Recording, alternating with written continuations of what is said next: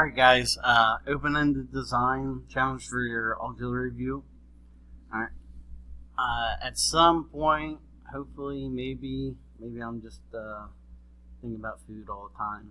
But you've probably seen the pre-made cookie dough at the grocery store where it already has the design in it. Alright.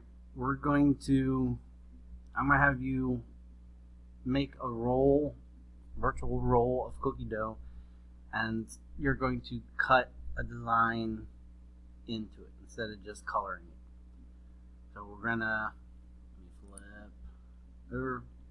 So I just did a real quick example to get an idea. So I have my tube of cookie dough.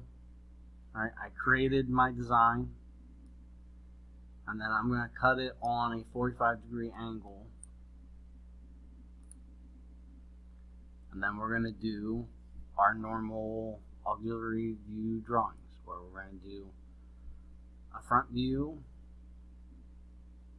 we'll do a side view, and then we'll do a view where we're looking straight down, perpendicular to that angled face. All right, the reason I'm doing those three views is because my front view to my top is not going to give me much more information. Again, I would use this view as your front, and I would do a side like that, and then it will be similar to the first drawings we did where it gave you the two views and you just made your auxiliary view off of it. Alright, the sizes.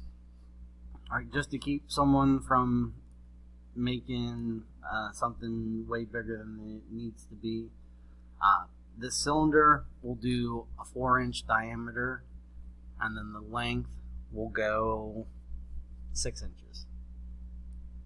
Alright, and then the shape can be whatever you want to do it.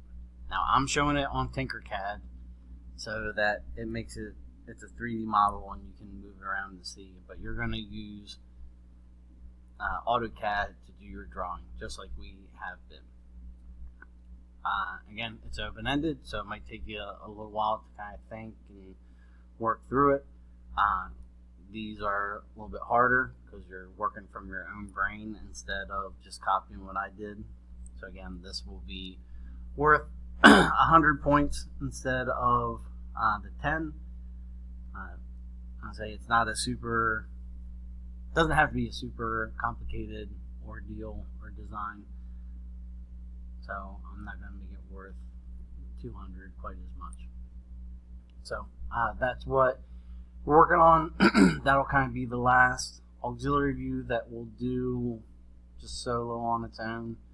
We may still use auxiliary views every so often depending on the drawing or whatever we are illustrating. So if you have any questions, just ask, make a comment in Classroom, or let me know somehow how I can help you.